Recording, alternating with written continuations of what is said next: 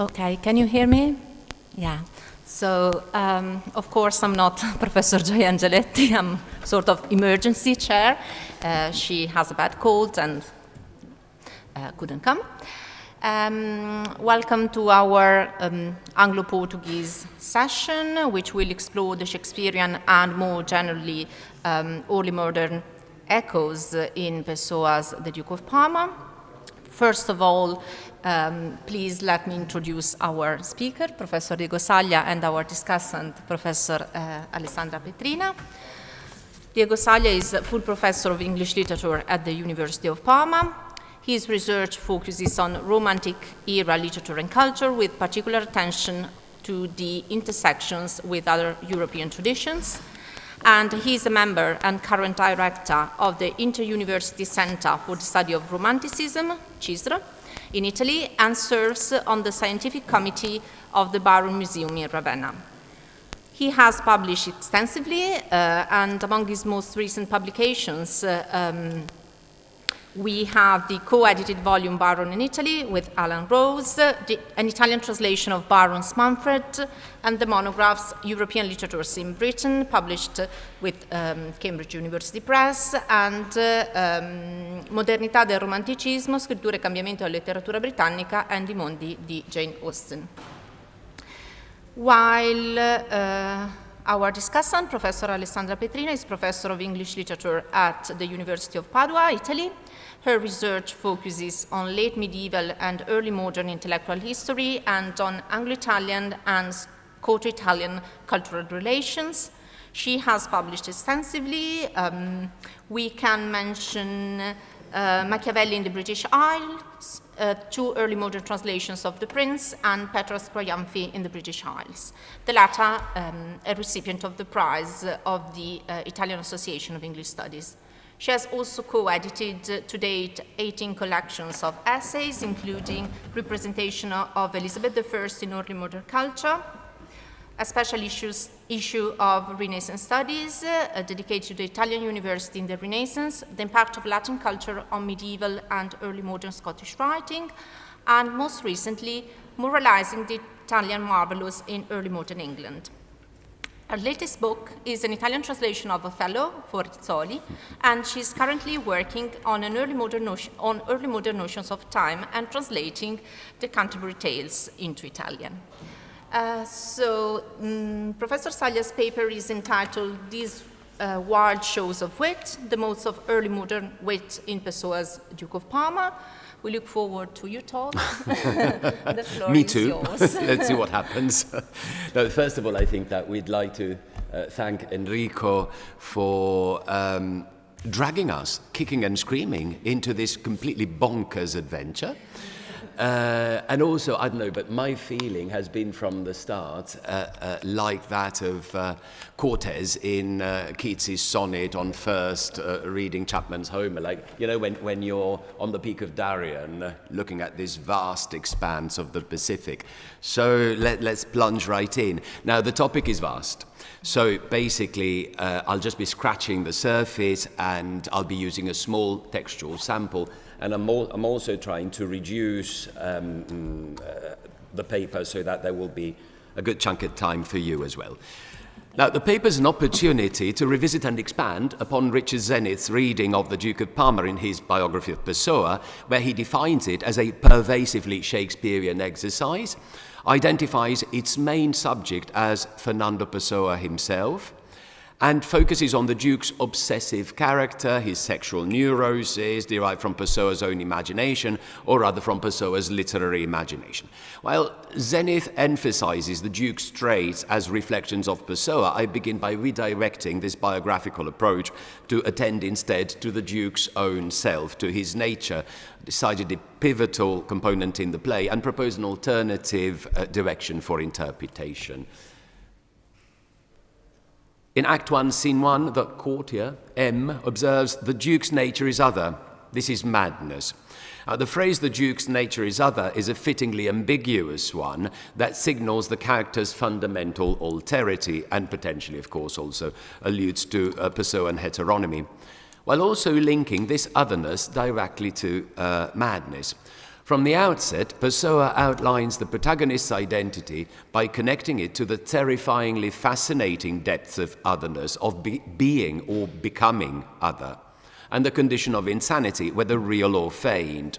In these respects, the Duke of Parma aligns with early modern dramatic precedents, both mirroring and othering English Renaissance and later Neo-Renaissance drama, process that takes center stage at the level of language. Throughout the play, Pessoa crafts moments of linguistic complexity, we could also call them like linguistic acrobatics, that both mimic and amplify early modern patterns, as in those passages where a character engages in a rhetorically intricate, self-reflective reasoning. Have a little look at this one and you will know exactly what I mean. Now, in the play, moreover, grouped characters carry out the same process of rhetorically intricate reasoning, and this is another example, this counsel on the Duke's insanity, where the Lord Alberto goes, "Will your lordships permit me to be subtle? Your silence is consent, so I will be it."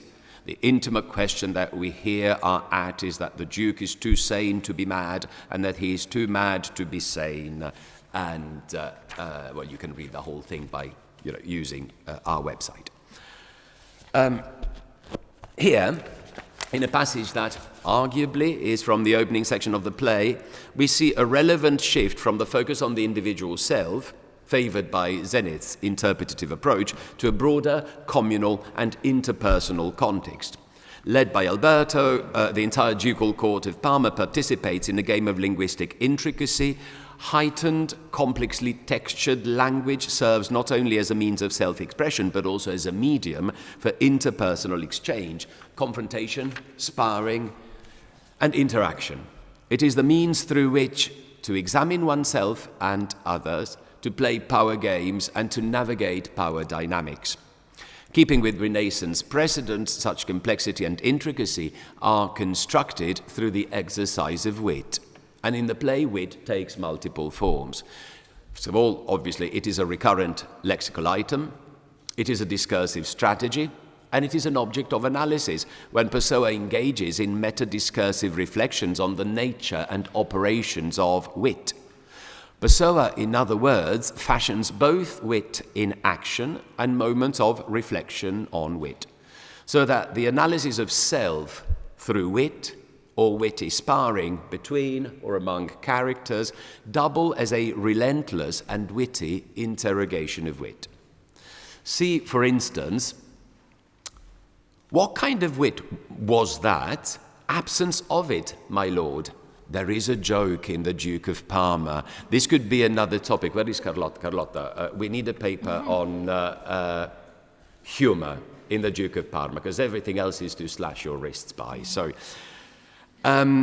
now, Shakespeare and wit, we could be here until not just tonight, but maybe Sunday. So, just to give you a very, very brief idea, wit is, of course, a very complex and difficult concept to fix. In the earlier Elizabethan period, it simply denoted knowledge from witan, the Anglo-Saxon verb meaning to know, or more particularly, the appropriate application or use of knowledge through intelligence and a lively mind. Meanings of wit develop and multiply, and by the later 17th century, it comes to signify the dexterity of thought needed for the turning of a conceit. And then, look at what I'm doing, you'll be very happy. Yes, no, oh, yeah, I do, you want that. So all this is to say that Pessoa's use of wit relies on a well-established tradition. And in Duke, wit is pervasive, constituting starting point, possibly, informing its dramatic texture, or what we can glimpse of it.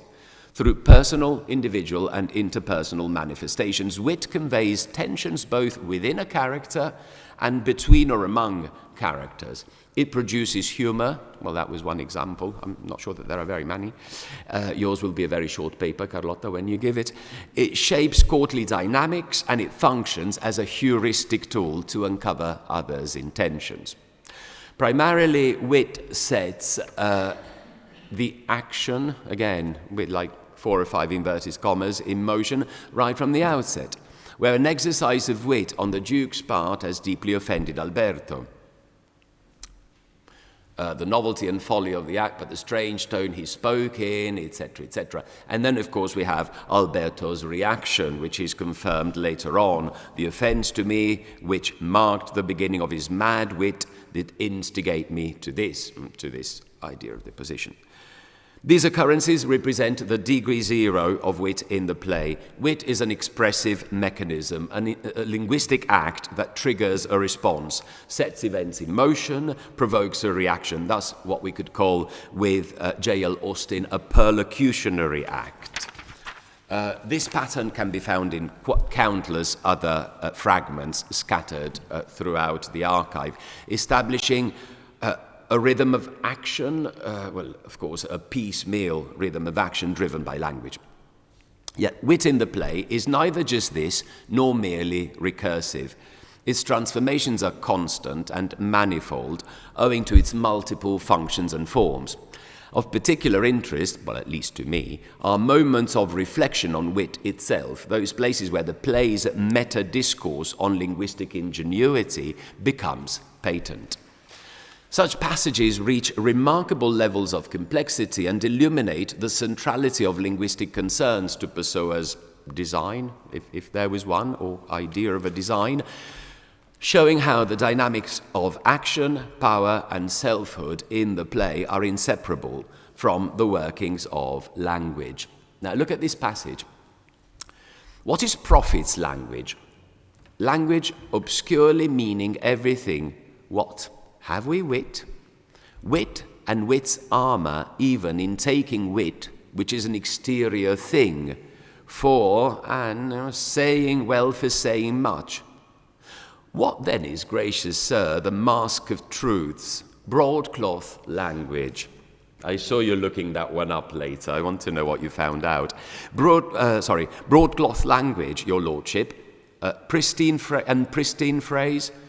You are of those that became truths are less extremely nice than ours, averse that they are chastity. Now, what can we do with this? This passage is enigmatic, not merely because it is difficult to unpack, and I'm not saying much here, or to reintegrate it into the play's line of plot development, if there is one. In addition, its enigma lies in the way it accumulates and collides words that drift towards one another, only to diverge again.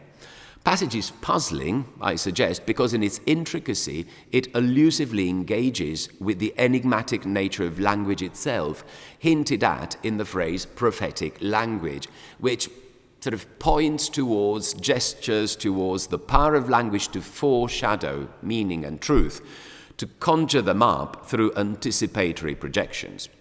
The passage begins with wit and closes with wit, using it as a tool to reflect on language, what it means, what it can signify, and how it operates. Wit, then, is pivotal to the play's problematization of language as the instrument that both constructs reality and encapsulates it.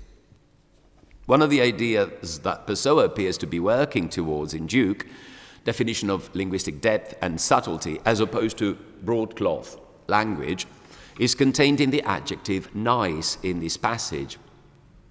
Again, something that was inserted above the line. Only subtle, nice language or wit can aspire to capture and respond ironically to the complexity of the real. Pessoa seems poised to develop a moment of extreme compression in which wit is shown in action, only to subvert it ironically by casting such linguistic acrobatics as exterior wit, mere verbal fireworks. Look at the final part. How likes your lordship this exterior wit? Merrily, sir. Nor, God knows what that word was, naught, probably nothing. This is amusement. To reiterate, therefore, okay, In this highly compressed passage, Pessoa sets up wit as a means for generating a linguistic complexity that mirrors, but also gives access, grants access to the complexity of reality, before apparently reducing wit to a mechanical device for producing humor. This reversal, however, as I said, is relentlessly ironic, and therefore it doesn't truly deliver a complete downplaying of wit at all, also because, as we said, this is a circular set of fragments, and wit keeps reappearing. Now, this irony, and I'm sort of going from wit towards irony, and I'll try to give some kind of context at the end, this irony becomes visible when Pessoa invokes the Renaissance figure of the fool, and the Lord Alberto is transformed into, demoted to, the role of the fool by the Duke. But the passage I would like to concentrate on is actually this one here. I find this passage interesting because here Alberto seems to have a kind of indecisive relationship to the sort of role of the fool that he's been cast into unwillingly by the Duke. Sometimes he resists. In other cases, instead, he plays along, as I suppose he is doing here. Alberto engages wittily with the Duke, well, and wittingly as well, of course, performing as a fully realized fool. The Duke says, "I know him, 'tis a good man. I, one side of him. How one side of him? What side of him? The unknown one, my lord." This is also quite funny. Okay, so there are more jokes than one, probably. A little bit like British humour. You really have to look for it, but yes. Then, the unknown one, my lord. Then not wisdom's worth, Alberto. Is he like the moon? I, that borrows the light of his worth from the sun of your lordships, believing it. The Duke. A fine phrase, oh, a fine phrase. Why was it not a solid thing? That I might take it in my hand and keep it, why were in not one thou art, a part of me that's lost? Thou art an epilogue to my soul, and thou... Okay, we've seen this one already. What was that one? It's not are thou wert a woman, it's and thou wert a woman. I've got something to say about that one, and that could be the if, isn't it? Yeah. Yeah, exactly. Why, okay, but apart from all of this, and apart from I will kiss you, I won't kiss you, blah, blah, blah, why was it not a solid thing? This is something between an assertion, a statement, and a question. Wit, understood as a means of catching and fixing reality, appears to possibly offer something solid, a point of anchorage. Yet reality immediately disperses and escapes again. It is not a solid thing, but rather a mirage of solidity. There's also another fragment I haven't quoted here where wit is described as an appearance of reality. Maybe I should have quoted that one as well because it's absolutely to the point. But here, Alberto comes closest to Shakespeare's Fools. Through its subversive potential, wit opens a way of seeing into the nature of reality or behind the facade of reality, as the following excerpt also intimates. Then will be he match the words of wit unto a time of madness, flashing the fire of his wild soul into the face of things, what I was saying just now, until distorted and affrighting shadows, until it distorted and produced affrighting shadows, God bloody knows. And all this wit or questioning or wildness streaked by or soaked in a strange purpose vague to desecrate the altar of evenness and custom and make all things. Now, the passage significantly returns to the theme of insanity, match the words of wit unto a time of madness. Wit is presented as the only apt instrument for engaging with irrational, senseless times, a time of chaos, of distorted and affrighting shadows. The face of things appears as the outward manifestation of this time of madness, and wit becomes a weapon hurled against it. I'm doing all of these interrogative intonations not because I'm Australian, but because God knows. But the passage trails off, and Pessoa leaves the ultimate outcome of wit unspecified, to make all things. The verb make would possibly have carried out a causative function, but the effect itself remains tantalizingly undeclared. Relatedly, it is significant that the causative role of wit remains unspecified, as wit in Pessoa's Duke also assumes an epistemic function. It serves not so much, in the end, I suggest, to resolve the chaos of the world, but to address it, to decode it, or at least to engage in a process of decoding that is constantly renewed and perpetually deferred. Any and each day has a new wit, that we may not resolve a general way of answering or a fixed formula of fixed accordance. Wit is here presented, as I said, as a heuristic tool, much like in Shakespeare's Hamlet, if you like, a means of exploring, discovering, and disentangling, even as it carries out a causative function. It sets off changes, acting upon all things.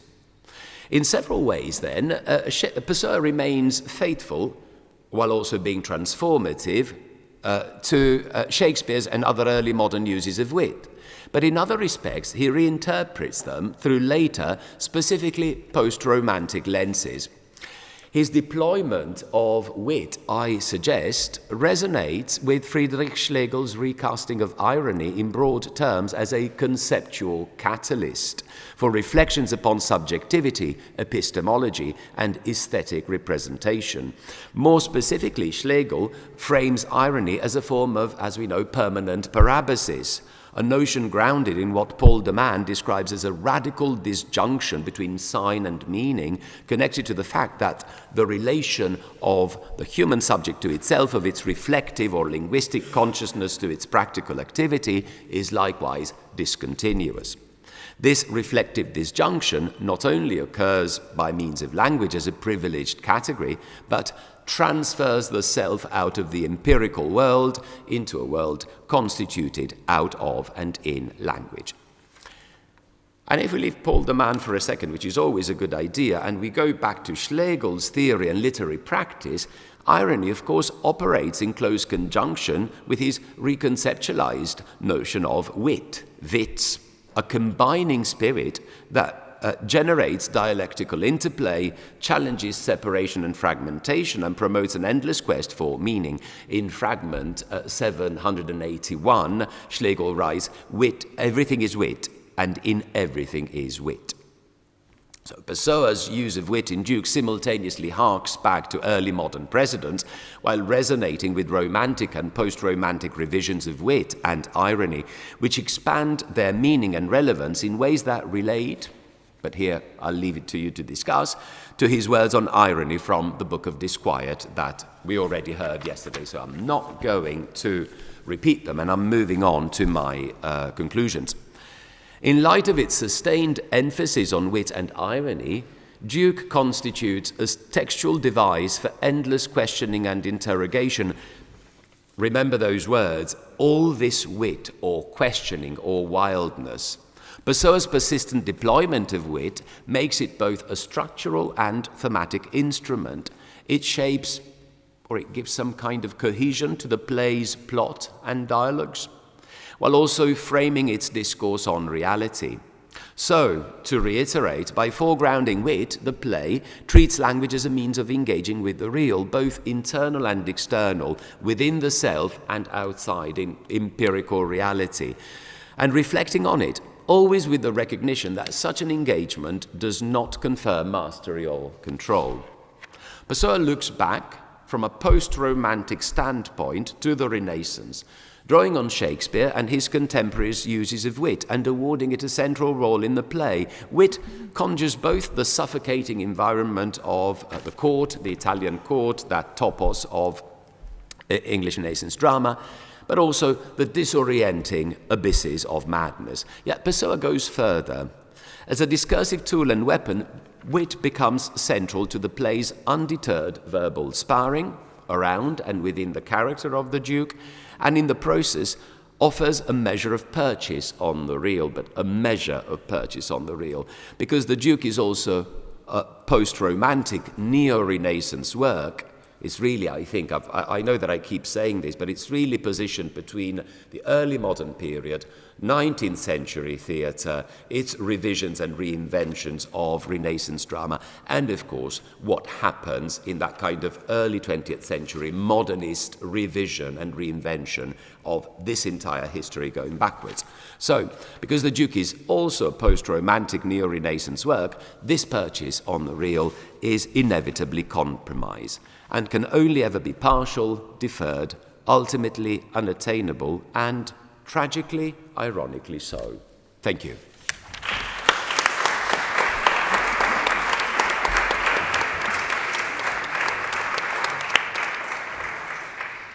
So thanks so much, Diego, for this witty and thought-provoking paper. I particularly appreciated the idea of the Duke as a textual device, both mirroring and othering the early modern. Now I think it's time for our discussant, and we're really looking forward to Alessandra's reaction. Thank you very much. Thank you, Enrico, again for this wonderfully organized conference and for making me learn so much about Pessoa. And thank you, Diego, for making my life so hard. I'll never forgive you for that. That was my job, and now you're going to do it in return, aren't you? Okay, let me start with...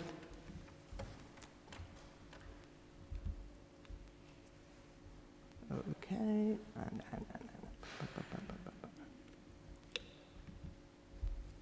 aiuto. Spostiamo con questo.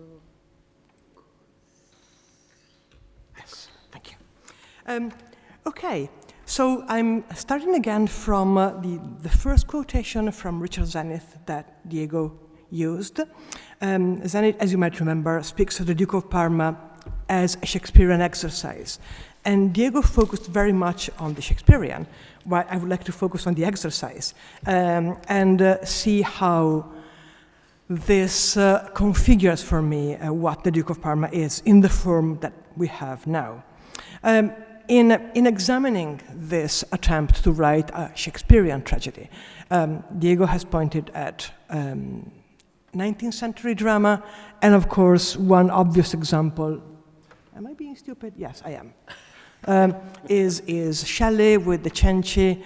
There is also this today almost forgotten tragedy by Oscar Wilde called The Duchess of Padua.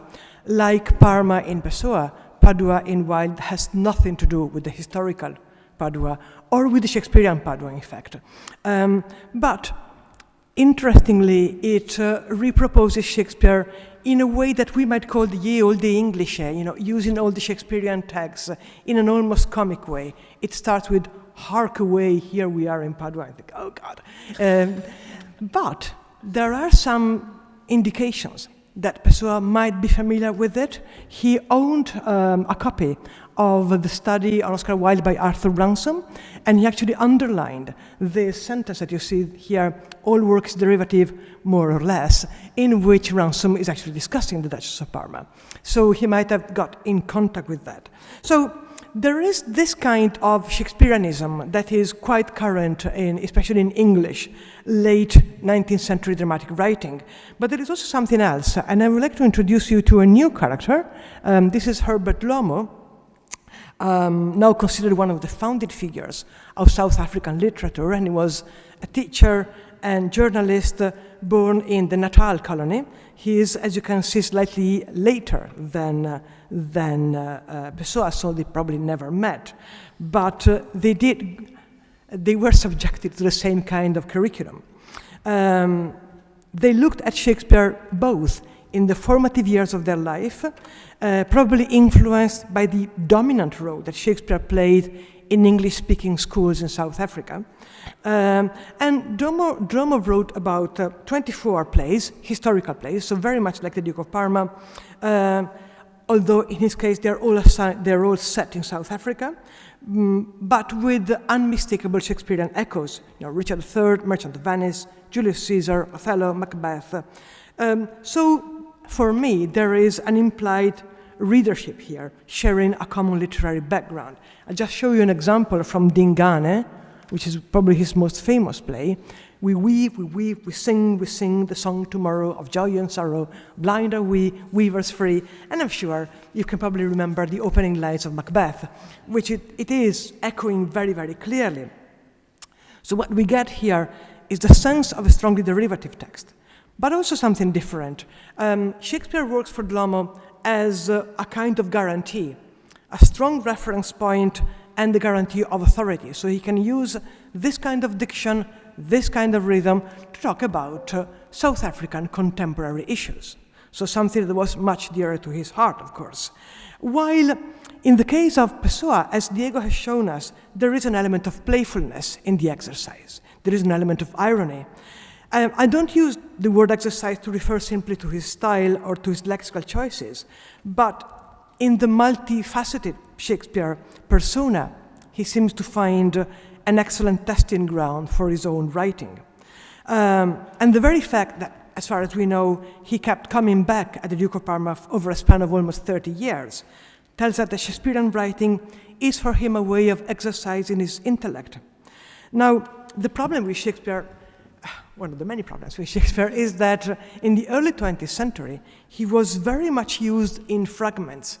There are thousands of allusions in books, in novels, in films, in advertising. Shakespearean tags are being used, and Mariangela Tempera has a whole volume on films in which Shakespeare is simply alluded to, from the very beginning of cinema to the present time. Now, in his 2012 contribution on Pessoa's notebooks, Geronimo Pizarro highlights how Pessoa's perception of Shakespeare is of a soul that can be seen only in fragments, and Pizarro draws our attention to an underlined passage from Pessoa's copy of Carlyle's Sartor Resartus, in which Carlyle writes that disiecta membra are all that we find of any poet or of any man. And as you can see, above this passage, there is another underlined one, when Carlyle notes that Shakespeare's works are so many windows through which we see a glimpse of the world that was in him. And I think this is one of the uses of wit, as Diego has shown us. The theme of fragmentation of the individual, which is also, of course, part of Pessoa's wider reflection, which can be dismissed as a kind of late 19th, early 20th century attitude in the reading of past classics. But I think in Pessoa also refers to a quality in Shakespearean writing that often puzzled 19th century English readers, his refusal to let his own Shakespeare's individuality transpire in his works. If you read Dante, you see Dante everywhere. You see exactly what he thought, the people he liked and the people he hated. While in the case of Shakespeare, he constantly immerses himself in characters that are so bewildering that the original author, a word that Shakespeare uses in a very complex way, disappears behind these characters. And I find that among the various Shakespearean plays, Richard II is particularly interesting for us to describe what I'm trying to express. There is a moment at the end of the play in which Richard II is abdicating and voluntarily relinquishing what makes him a king, in fact, what makes him a human being. And he asks for a mirror, so you got here nice David Tennant with a mirror, and he contemplates his face and then breaks the mirror and says, there it is, cracked in 100 shivers. And then he continues, mark, silent king, the moral of this sport, how soon my sorrow has destroyed my face. And Bolingbroke says, the shadow of your sorrow has destroyed the shadow of your face. There is here for me a sense of the familiarity I get when reading the various fragments that compose the Duke of Parma. There is, the very strong sense of rhythm that Pessoa brings to his English pages. The iambic pentameter is there, very much felt. There is the use, as we were saying yesterday, of proper nouns. Geronimo might point to the Spanish tragedy, but other nouns like Hermione go back to Shakespearean works. I think we are looking at late Shakespeare, so Hamlet, possibly Lear, Measure for Measure, and I think that perlocutionary acts, to use what Diego was talking about, meta-discourse is there together with the extremely semantic compression that we find in Hamlet, but also in the sonnets. In passages like this, Pessoa might have found for himself a useful window to his own heterogeneity. Now, echoes are always a tricky thing. If you look for them, you find them. However, I'm trying to be as honest as I can in retracing here, not just Hamlet, as Diego was doing, but also reminiscences of Othello in the story as a whole, of course. For instance, here, this passage in which Othello is insisting on the hand of the lady, on the fact that the hand is moist and hot, that it requires a sequester from liberty, fasting and prayer, much castigation, exercise devout.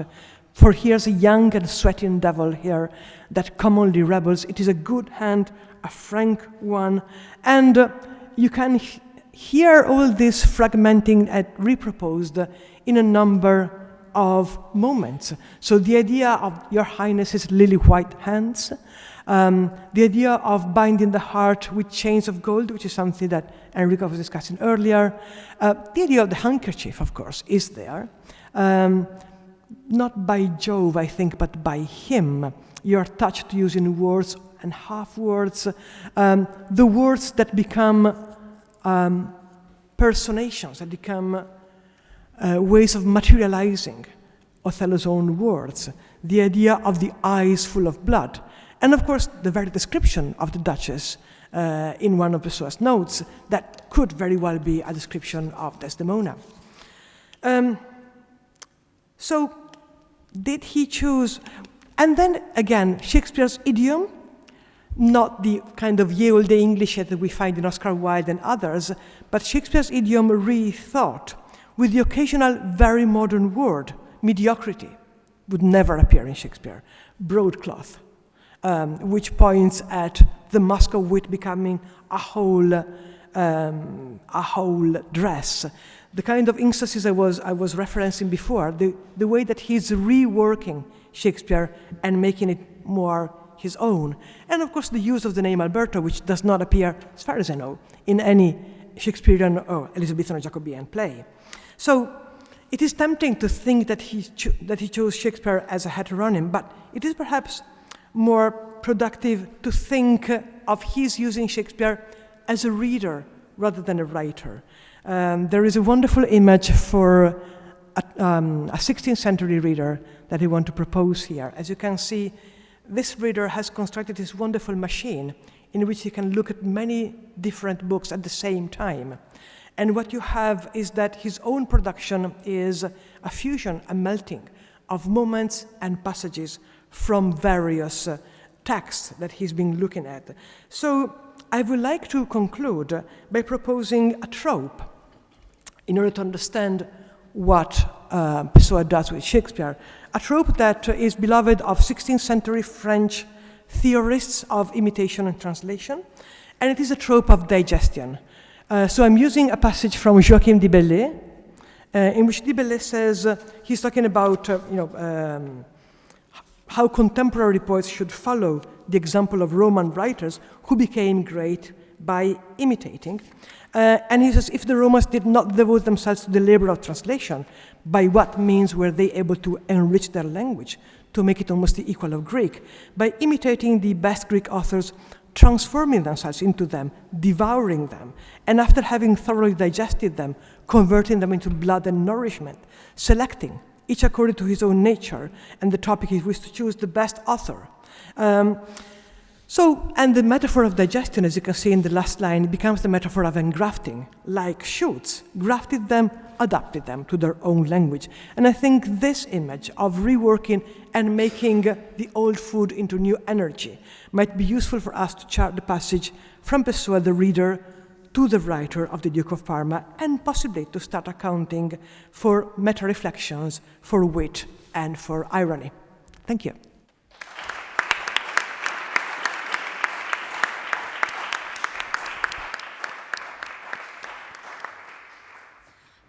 Thanks so much, Alessandra, for going back to Shakespearean sources, but at the same time for expanding the field and offering new perspectives on, more generally, the idea of reworking Shakespeare.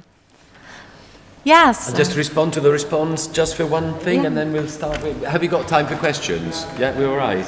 So, very briefly, thanks. Lots of very interesting points, and it's good that you took us into all sorts of directions.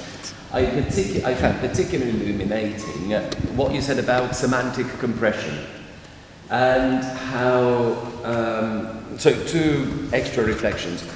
Wit can act as an instrument to achieve that kind of semantic compression. So again, wit as a mechanism, wit as a device, but also probably this kind of magnet that was Shakespeare's hallmark, distinctive gift for compressing, was also helped by the nature of Renaissance English, of early modern English.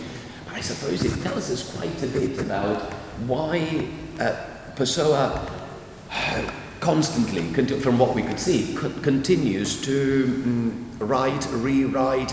I can see here and there, like him working towards this kind of economizing. How can I bend my English? And I think his English was sort of wobbly when he came to this, or at least he had to think through and retrieve all of these words, but all of these older words that would allow him to.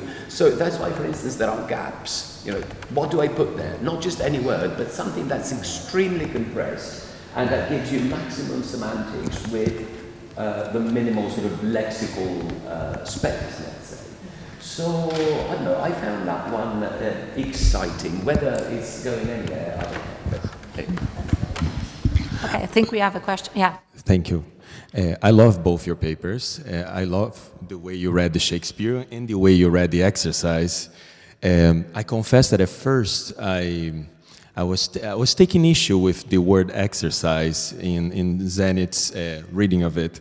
And that's, I guess, part of my question, like if you do take issue with that as well. I know Zenith is not here to defend himself, but I feel like in the view of the fact that Pessoa's theater, Pessoa's drama was neglected for so long, I find it quite telling to use exercise in a dismissive, perhaps dismissive way, maybe I'm projecting, but perhaps dismissive way, even before we have edited the play.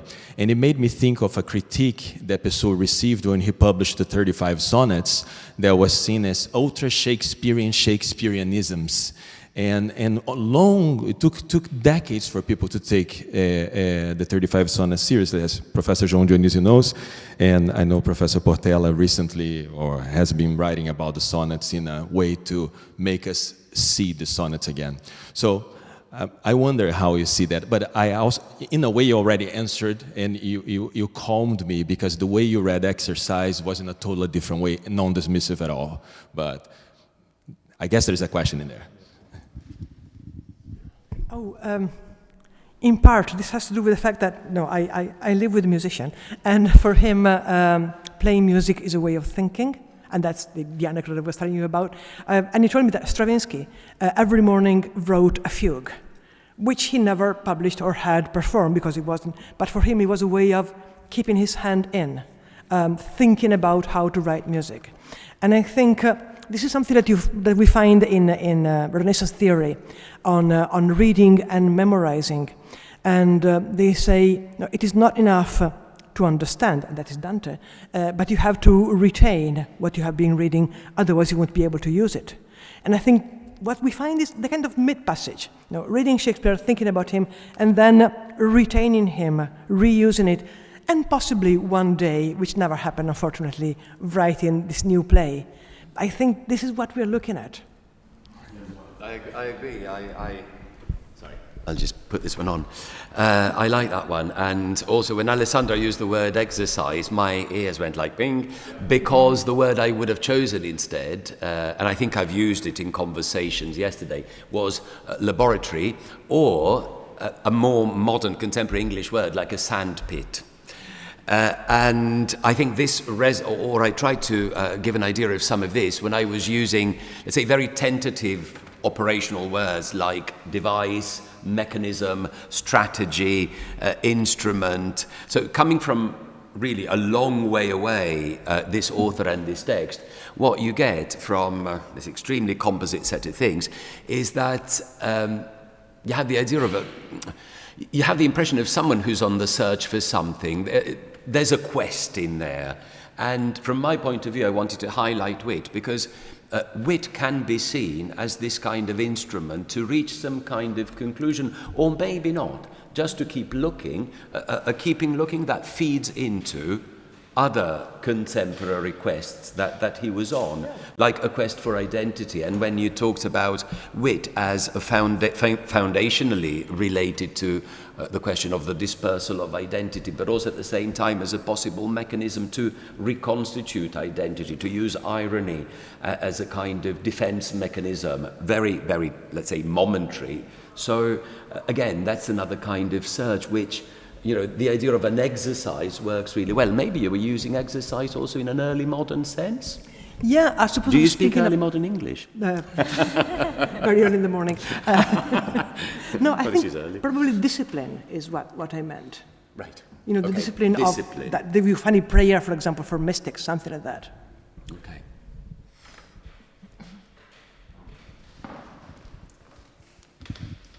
Thank you. I was really struck by both papers, both presentations. Thank you very much. And I wanted to ask Diego about in a way you showed a theory of wit as a kind of a speech act, and you showed how language is really the topic that often is related to the way wit is being used in all these multiple senses. And when you think of theater, in a way, it's a way, in many cases, and I think Shakespeare is a very good case to show language in action. So what kind of action language performs on the world and on the others. And I would, maybe you could expand on that idea of wit as a speech act. It is a very good question, Manuel, because it's something that I'd sort of left to one side, in the sense that since we're still working through all of these sort of linguistic fragments, I thought to myself, of course, wit is extremely performative, and it can also be related to proxemics and to the language of the body. And of course, we have heard from Enrico how the body enters the play in so many different ways. The sexed body, let's say, the gendered body, but also other forms of it. The presence of the doctor, at least, I find extremely interesting. So I think that Pessoa had an idea of the presence of the body inside this play. I still haven't got to the stage where I can actually say something intelligent. I can say a lot of stupid things, but I can't really say anything intelligent at the moment about how he would have imagined this kind of intellectual verbal exercise could have been translated also in relation to the language of the body that he was obviously cramming into all of these fragments. Although perhaps if we go back to some of the more, let's say, physical plays, well, Shakespeare is always physical, but I'm thinking, for instance, about, you mentioned Othello. Othello is also full of moments of verbal sparring, Othello and Iago, you know, and so on and so forth. And there, the body is central, basically. Yeah. Well, if you think of the image that Enrico quoted with the killing of the Duchess, and it's full of animal imagery.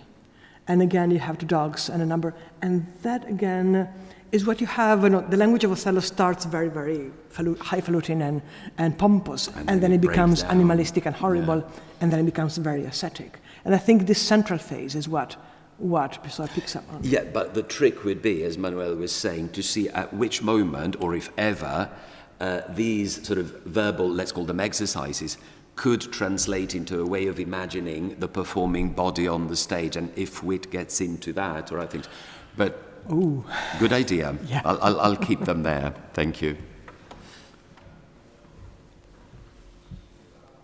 Any other questions? Coffee break. Coffee break. Yes. Thanks for your attention. Thank you.